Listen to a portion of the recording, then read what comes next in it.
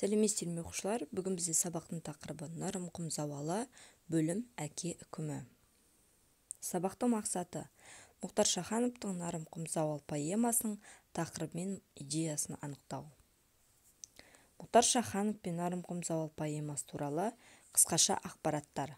Нарым-құм зауалы ақын Мұхтар Шахановтың Махамбет Өтемісұлы туралы жазған жыры. Бұл поэма Махамбеттің күрескерлік айбынын, ұлттық болмысын, ақындық тереңдігін, азаматтық парасатын танытатын озық шығарма. Поэманың бірінші бөлімі Махамбеттің соңғы сөзі деп аталады. Өлеңнің сюжеттік желісі Махамбеттің өмірінің соңғы күндері туралы өрбиді. Өлеңдегі трагедиялық образ Махамбет. Ол өзінің түсін айту арқылы ақындық пен батырлықты дәріптеп, өзінің ел болашағына деген зор сенімін білдіреді. Автор өлеңді Махамбеттің өз аузынан сөйлеу арқылы оқырмандардың зор ықыласын айтқан. Әке үкімі бөлімі. Бұл бөлімде әке мен бала арасындағы диалог құрылған. Осы бөлімде негізгі шарықтау қай астарлы күйде Махамбеттің өлімімен аяқталады.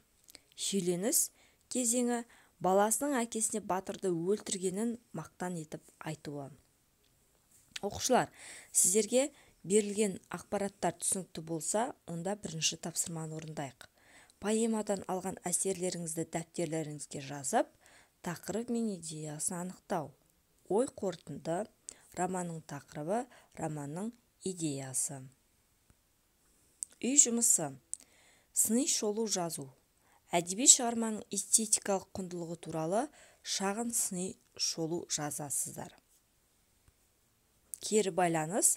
Сәтті шыққан бір тапсырмаңыз. Келесі қадамда нені ескерулеріңіз қажет?